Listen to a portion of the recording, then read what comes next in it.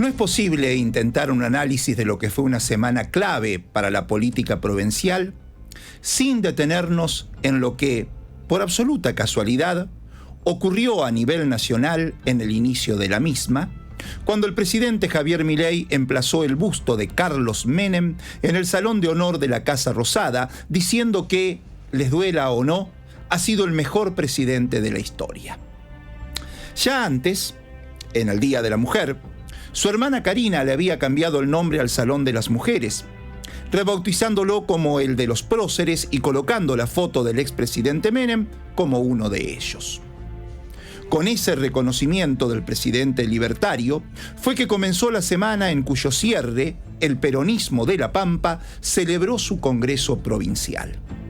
Y es preciso no desligar una cosa de otra porque, si bien la coincidencia temporal fue absolutamente casual, el homenaje que se le hizo a Menem invitó a recordar la identificación que una muy buena parte del peronismo pampeano tuvo en la década del 90 con aquel mandatario que, se decía, representaba la adaptación del peronismo a los nuevos tiempos, cercanos a la caída del muro de Berlín, el fin de la llamada Guerra Fría y el fin de la historia, con un relato para digerir la catástrofe genocida cercana a la de los dos demonios y de la vuelta de página, con amnistías a dirigentes de las organizaciones armadas y los generales genocidas por igual.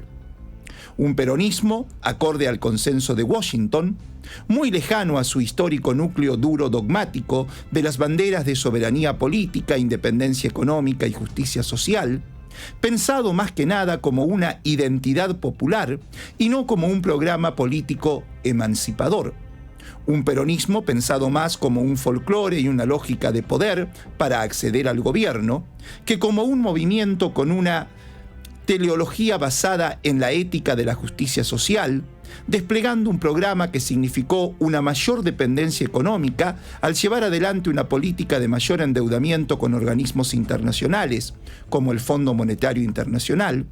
reinsertarnos en la División Internacional del Trabajo, al llevar adelante políticas que destruyeron la industria nacional y las empresas estratégicas estatales.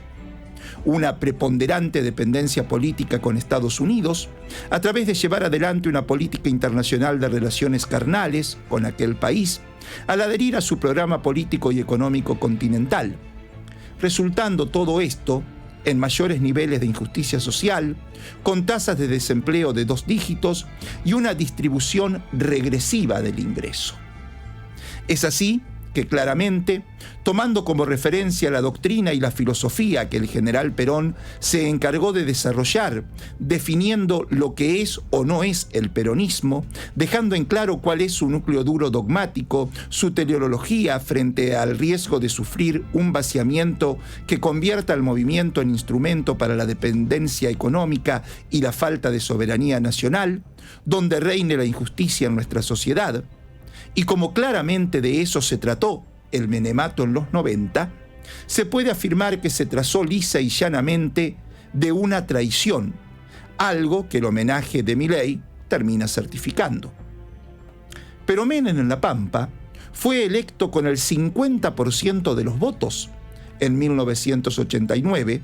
y reelecto con más del 50% en 1995. Y en 2003, Menem ganó en La Pampa con casi el 28% de los votos contra menos del 18% que sacó Néstor Kirchner.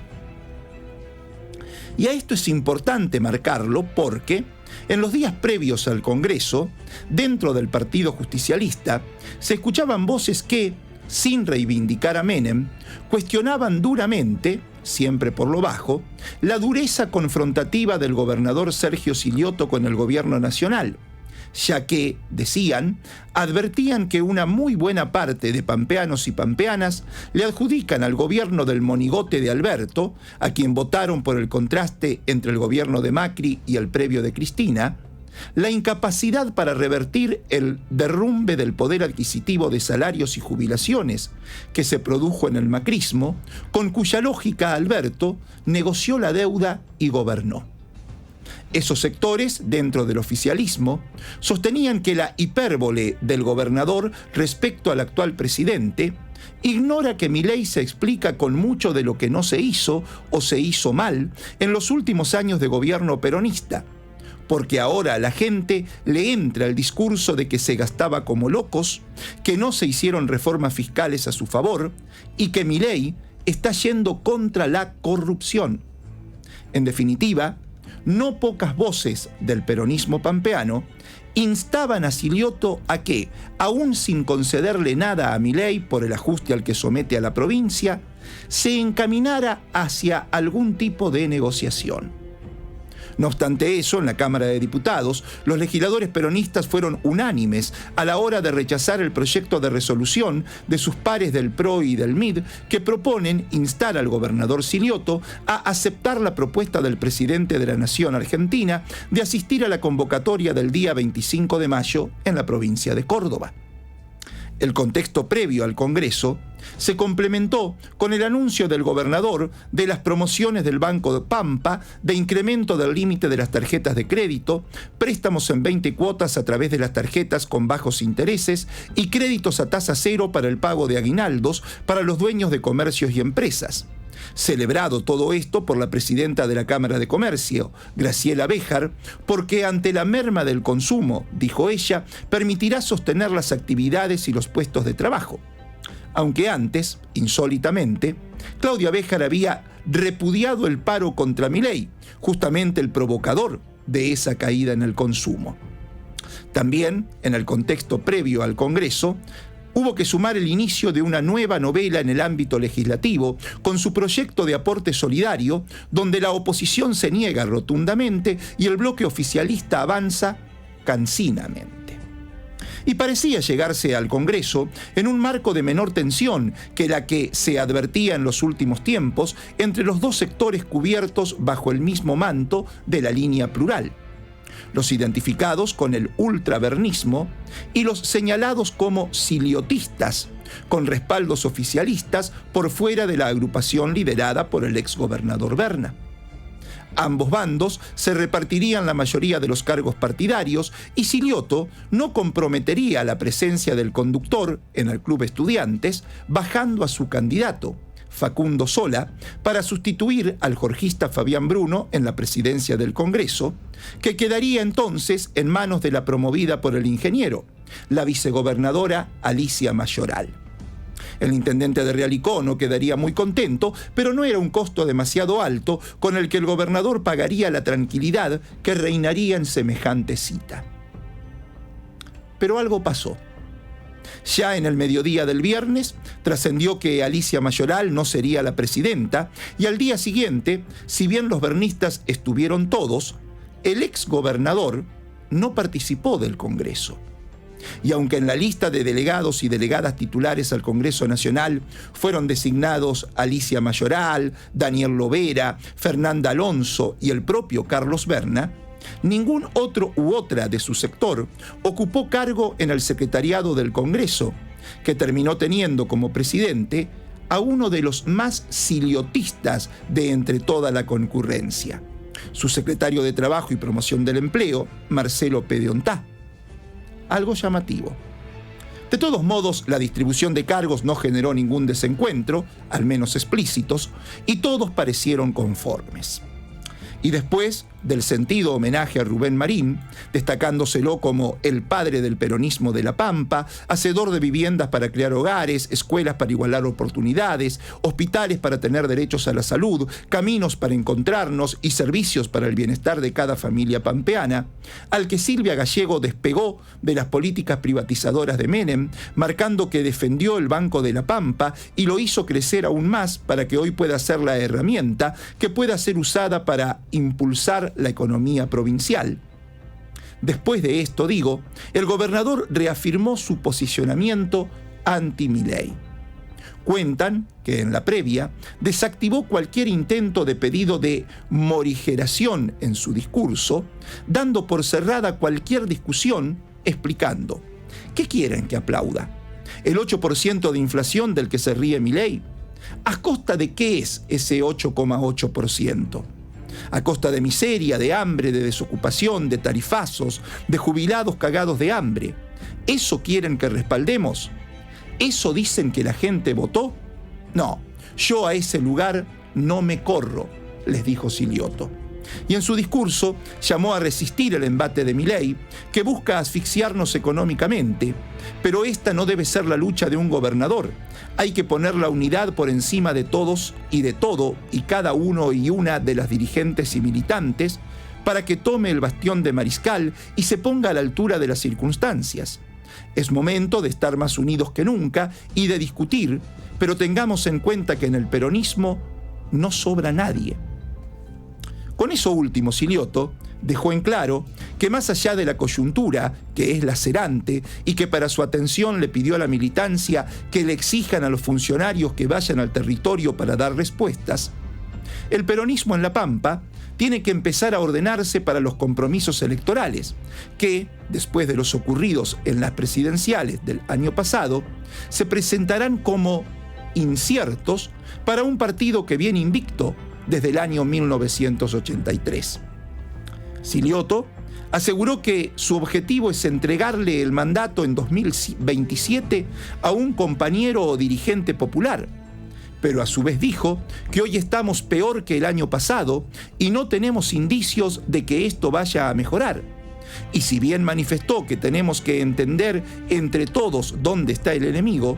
sabe que se ha deteriorado el salario, que de la licuación de los ahorros de la clase media no se habla porque la magnitud de otros problemas lo esconde, y que será clave para conservar el voto que tradicionalmente ha acompañado al peronismo, lo que, como congresal, el ex concejal de Santa Rosa, José Luis Sander, advirtió el sábado. Hace falta más humildad y menos soberbia para recuperar a los compañeros que hemos perdido, como los estatales, dijo Sander, y justamente los estatales, mañana, en la paritaria, estarán esperando del gobierno una fuerte recomposición de sus salarios, una demanda que será constante, mes a mes,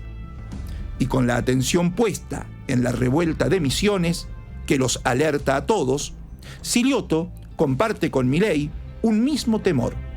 que el descontento social se desborde. Otros datos de color que tuvo el Congreso del sábado fue la demostración de poder de convocatoria que quiso mostrar el intendente Luciano Di Napoli. Sin intenciones de hacer una exhibición de fuerzas, las líneas que componen el peronismo movilizaron a algunos de sus militantes solo para darle marco a la Asamblea Máxima del Peronismo Pampeano. Seguramente, sin embargo, porque era local, al celebrarse en Santa Rosa, Copete comprometió a todas las unidades básicas para que lleven su gente con la romántica remera celeste diluida en rosa, con la leyenda Consejo Local de Unidades Básicas. Así, lo que Di Napoli expuso fue que lógicamente hubo más santarroceños que de otros lares en Estudiantes, que, al no sumar sus militantes tras la bandera de la cámpora, confirma que está fuera del kirchnerismo, que tampoco se encolumna tras el gobernador ni con el bernismo, que al retomar los colores que utilizó en su momento de gloria, cuando ganó la mítica interna de 2019, estaría dispuesto a pintarse la cara nuevamente, y que, definitivamente, su fuerza se circunscribe a la avenida de Circunvalación y eventualmente a los barrios capitalinos que están fuera de ella. Y también llamaron la atención la ruidosa demanda de sectores que se sienten con derecho a contar con representación en la conducción partidaria, aunque sus representados no parecieran ser tantos como para validar ese reclamo. Pero en la semana, no solo el peronismo generó resonancia, sino que también el radicalismo puso sobre la arena política dos hechos significativos. Por un lado, el encuentro regional en la zona sur, celebrado en Macachín, y en el que hicieron la doble demostración de convocatoria y unidad.